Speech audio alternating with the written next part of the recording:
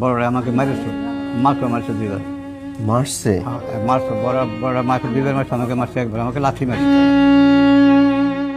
আব্দুর রশিদ বয়স 90 পেরিয়েছে। এই বয়সেও ছেলেদের হাতে মার খেতে হচ্ছে।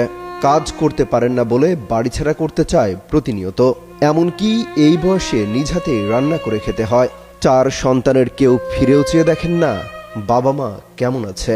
আমি তাদেরকে বহুত রিকোয়েস্ট করেছি, তোমরা শুধু মারে দেখো, আমাকে না দেখো, না দেখতে পারবে না তারা। কেউ আগে আসে না? এই যে খাবার দাবার খান, সব আমি নিজে করি, সব রান্না বান্না কি করে? আমি করি। এই যে এখন যে রান্না সকালে রান্না বাড়া করে খাইতে পারি নাই, এখন যে রান্না বান্না করবো সবাই করতে হবে। নিরুপায় বাবা খুব একটা চোখে দেখেন না। চিকিৎসা করাবেন তার উপায় নেই, কারণ যে হাত দিনের পর দিন কাজ করে গেছে তা এখন আর চলে না। যে কাঁধে সন্তানদের বহন করেছিলেন সেই কাঁধ এখন হিমালয় সমান ভারী। তাই তো সন্তানরা অক্ষম বাবাকে চোখেই দেখতে পারেন না, বাড়ি ছাড়তে নিয়ম করে মারধরও করেন।